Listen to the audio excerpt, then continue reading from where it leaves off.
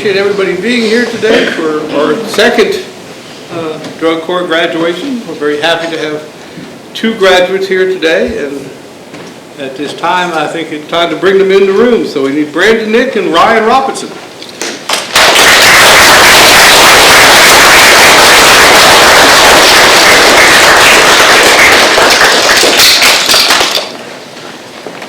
Well, I don't know, they didn't save your seats, so I don't know about that. There's I'm blushing for that. That's a heck of a way to treat you all. We leave you out in the hall and then we tell you all need to stand. So I am not going to say a whole lot today other than that, sometimes you can take a crooked road to get somewhere and sometimes you can take a straight road. And one of our 2 graduates took a pretty straight road.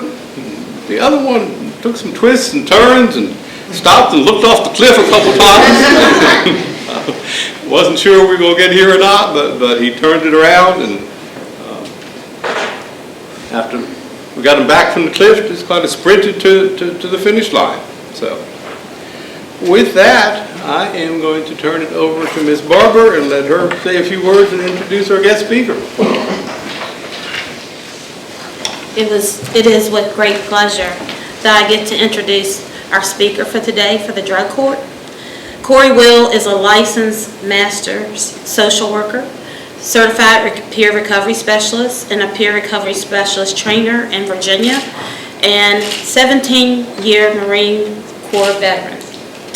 Following multiple combat tours in both Iraq and Afghanistan, Cory was diagnosed with chronic complex post-traumatic stress disorder and lasting effects from multiple instances of traumatic brain injury. After years of navigating the mental health system, Cory was able to learn to live with his mental health challenges through a person-centered model with a large element of peer recovery support. In addition to traditional peer support, Cory worked with Paws for People Foundation and trained rigorously to receive his service dog, Samson, who helps him interrupt, mitigate, and manage his symptoms. Cory is now working with his successor service dog, Peyton, which is here with us today. And this is an important aspect of Cory living in recovery, as he has had a negative response to many of the medications which was given in the traditional medical model. Shortly following his retirement from the Marine Corps, Cory attended peer recovery support training in North Carolina and received his first certification and licensure. Cory has also become a certified wellness recovery action plan co-facilitator developed by Dr. Copeland and certified by QRP Suicide Intervention and Prevention developed by Dr. Quimet. In addition, he has participated, presented, and selected to speak at multiple seminars, specialized trainings, and conferences in mental health and substance use, and that's how we found out about him. Cory is currently pursuing the Moral Injury Practitioner Certificate developed by Dr. Rita Brock through the Shea Moral Injury Center. Cory has completed a bachelor's in psychology and a master's of social work from George Mason University. Cory has worked to address veterans' homelessness and has consulted with the Department of Veteran Affairs concerning the use of peer recovery supports and expanding suicide prevention program, and he has worked with multiple coordinated specialty care programs and continues to volunteer his time with those experiencing serious mental illness and crisis. As Director of Peer Recovery Support Services with Rappahannock-Rappahannock Community Services Board, Cory had developed peer recovery services, a harm reduction program. He also led an inclusivity initiative and designed and implemented a no barrier access to service model through the peer-led drop-in center that they had at Rappahannock. Cory is currently serving as the treasurer and on the ethics committee with the Virginia Certification of Boards. Cory is passionate about taking his experience as a consumer and using it to inspire hope to those who are trying to walk out of darkness. And it's without further ado that I introduce to you Cory Will, who is your speaker for the day.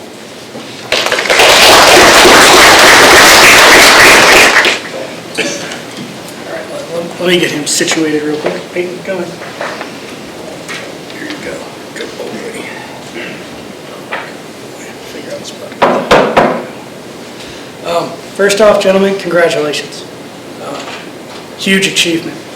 And then I would like to thank you all for having me here.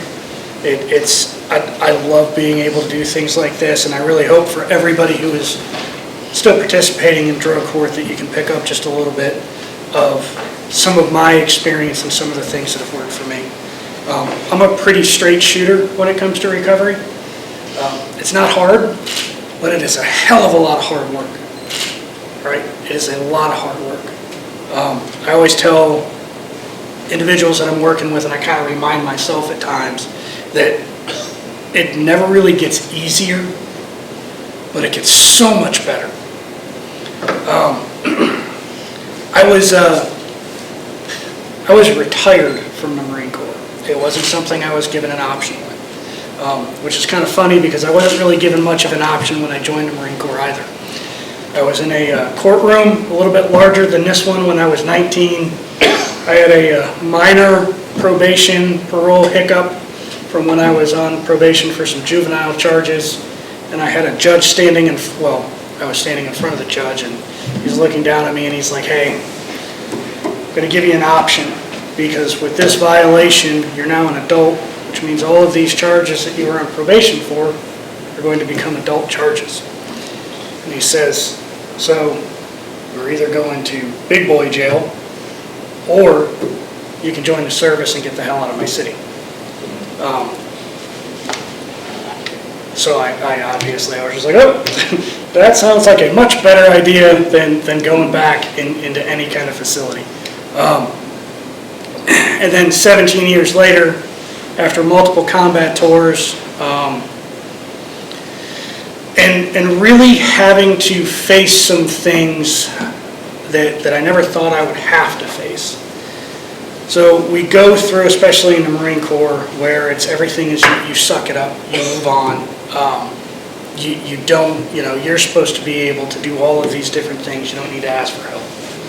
So I buried everything. Didn't deal with it, didn't manage it. I just kept putting it to the back of my mind. Found other ways to deal with it. Because I was in the Marine Corps, I didn't really have a lot of outs, so I buried myself in work. Prior to my bachelor's in psych and my master's social work, I did have a bachelor's of science in counterintelligence, focusing on counterterrorism. When I was with Marine Barracks, Washington, I had a TS-SCI Category 2 clearance, so I could be armed around the President of the United States. Worked under the Bush administration, but the second Bush.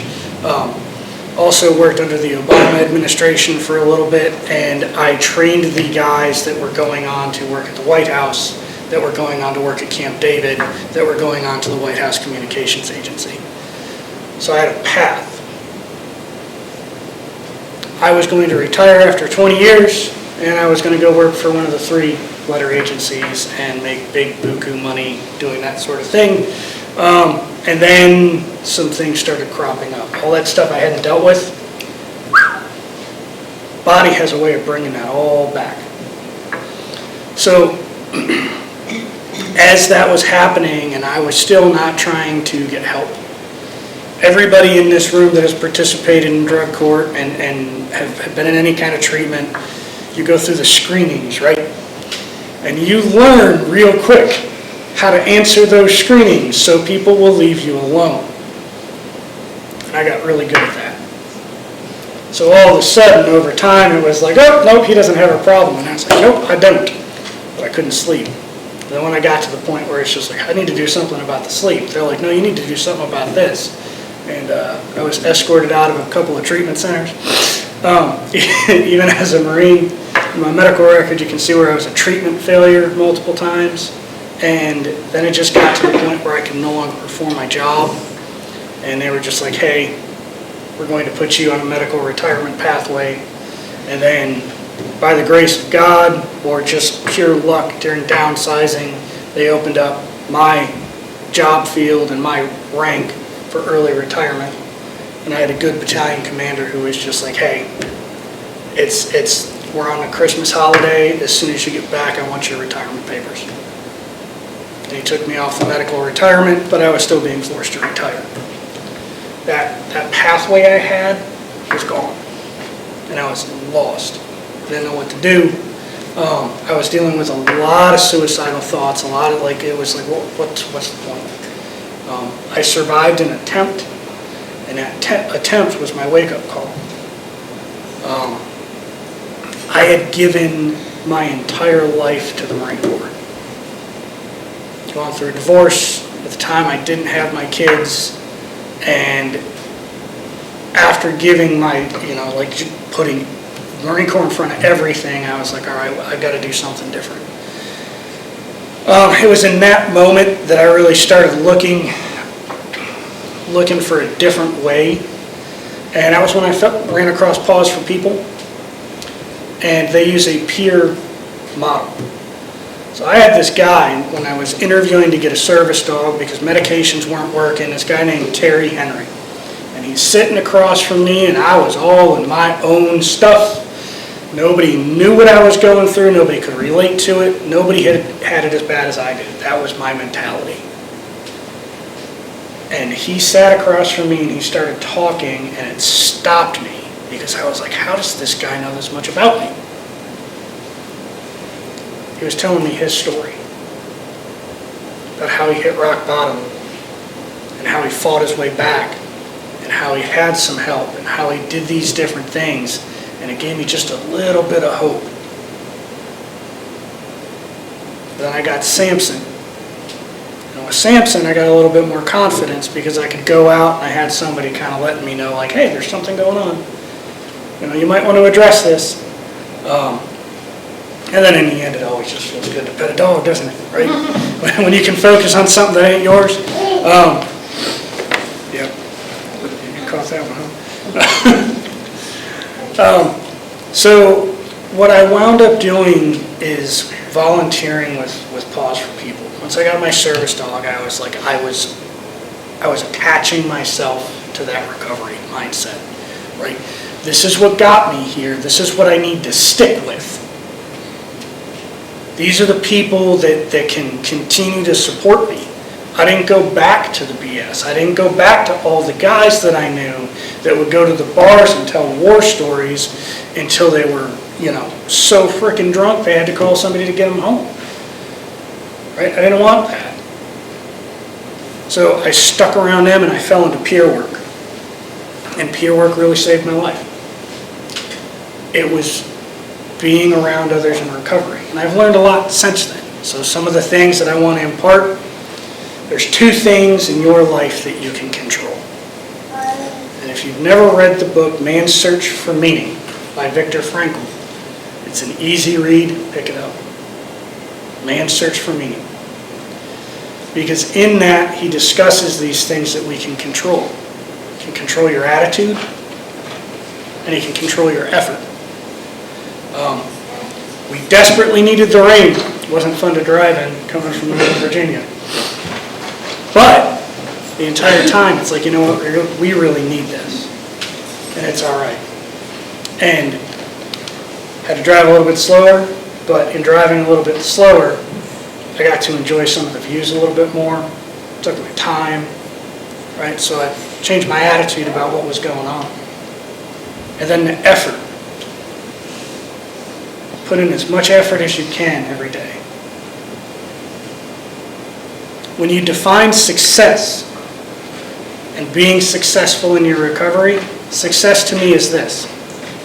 You're doing a little bit better today than you were yesterday. It's your recovery. It's how you gentlemen in the back are going to pursue it from here. And that pathway, the path that you choose, it's the effort that you put into it. I start every day where I try to own my morning. I've got some chronic pain issues, but I still do 30 minutes of some type of activity every single day, every morning. I have to, it helps. The rain is why I have the cane, because the cane causes something to ache a little bit, or the rain causes my leg to ache. Then the pain gets worse, so it's like, all right, let me do whatever little bit I can. And then I'll walk around, I'll move around. I start with gratitude, right? I get up an hour and a half before everybody else in my household to have that time to do whatever my morning workout's going to be, depending how I'm feeling. We have a gratitude board on our fridge. Every day I'm putting that I'm grateful for something. Some days, it's as simple as waking up. Some days it's a cup of coffee. Other days it's for an experience like today where I get to share a little bit of my recovery with somebody else. Right? It's huge. And you choose that attitude, you set yourself up each day, and I say, like, get up early, do it before everybody else, because who's got kids? Right? They can hijack your day real quick. So you want to get up and you want to set yourself up, do the things for you. You always have to take care of yourself. I say that in recovery, you need to be selfish about you, but in life, in general, you got to be selfish and you got to take care of yourselves. You need to do what you need to do. That way, you can be there for everybody else. Be present. And when I say be present, I went through a program not too long ago because, again, recovery is continuous. It doesn't stop. Like, you guys graduated today. Congratulations. Step 1. Right? It doesn't stop here. So in the future, if something pops up and you're like, you know what, I was doing okay, I need a little boost, I need something else, don't be afraid to say, hey, there's this retreat, there's this going on, I'm going to go do that. I had some major life changes this past summer where I received a diagnosis of chronic, it's COPD, most people know what that is, and severe occupational asthma. And then they couldn't do a pain management procedure because my breathing was bad. And man, that put me in a headspace, right? It's like I've got to have the right attitude. I got to look at this a certain way, but I also had to leave a job I loved. I had to take a serious step back, and I really had to reevaluate some things. And I sat there one day, and I was like, I need something else right now. So I went on a retreat for combat veterans, and it kind of reinforced it. Kind of reinforce where I needed to go. Like, hey, it's okay, life happens. There's going to be struggles. What are you going to learn from it? And it's like that continuous kind of effort, that continuous attitude. What can I learn from this? What else can I keep doing to make sure that I'm doing well so I can be there and be present for others? This retreat, they talked about be where your feet are. And that can be pretty challenging when we've got our own stuff going on, and then you've got the computer in your pocket that's constantly buzzing, and you're trying to have a moment with your significant other, or you're trying to have a moment with your kids, and then your pocket, zzz, zzz, zzz. Does anybody even use ringtones anymore? Right? I accidentally had my volume on one day, and it almost caused a panic attack because I'm not used to my phone making noise. But it's the concept of like, put that stuff to the side, and when you're with somebody, be with them. Be your authentic self. Talk about your experiences. Please, please, please, please share what has happened to you. That is powerful for other people.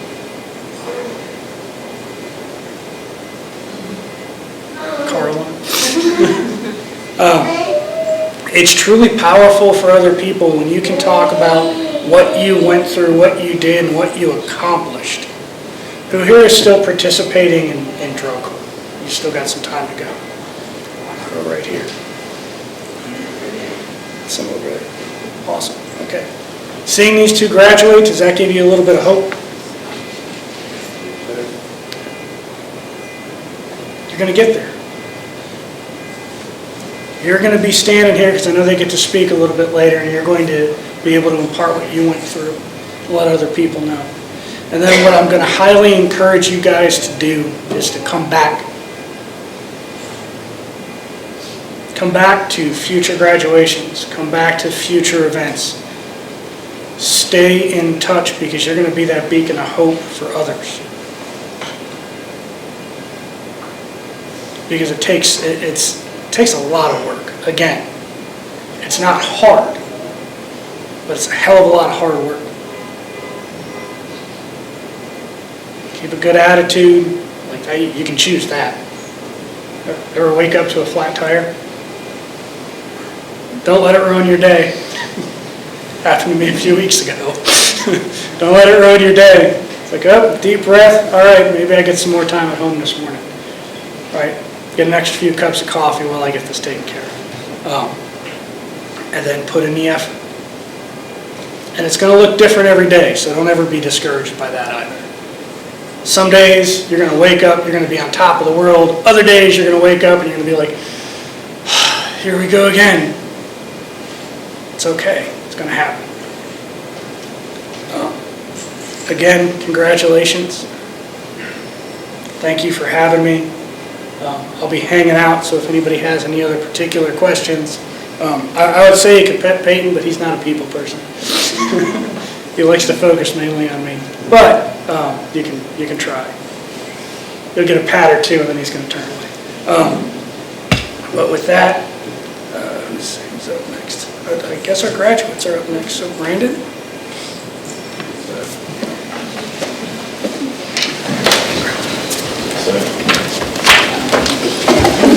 You got a couple times.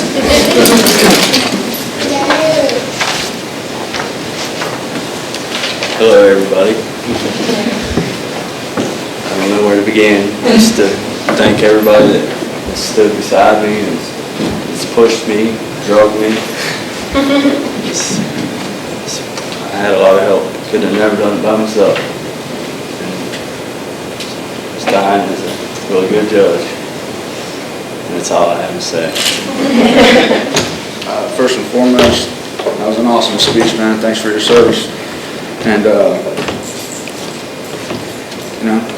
thank God, first and foremost, and my friends and family, and Mr. Stein, Lyndia, everyone in drug court, because it's not an easy process. And I'm glad I'm here, and I'll be here when all y'all are standing right here. So that's all I got to say. So now we're just going to present their certificates to them. We got Brandon, Nick.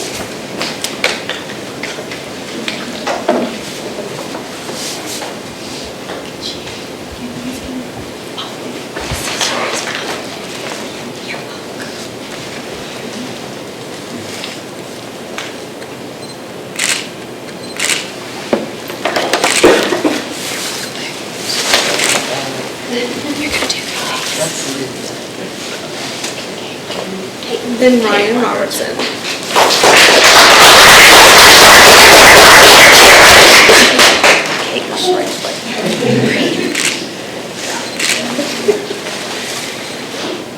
Alright, and so we'll just bring the judge back up here and he can do our closing remarks. I just want to remind everybody there is a reception at the end. There's some cupcakes and things in the jury room. All right, I appreciate all of you all being here today. Is your baby here, Ryan, or is that your? Yes, sir. Okay. So, there we go. I'm not a good speaker. I had a lot of stuff I wanted to say. Come back. I know we put you all on the spot, bringing you all up here, but congratulations to both of you. Appreciate Cory being here, sharing his journey with us. And I'll just always say, when people ask me about drug court, you can measure success in a lot of ways, but when you see somebody with a healthy baby, living, raising their child, I don't put you on the spot. Did you get married? All right, June 15th. I've been bugging him to get married.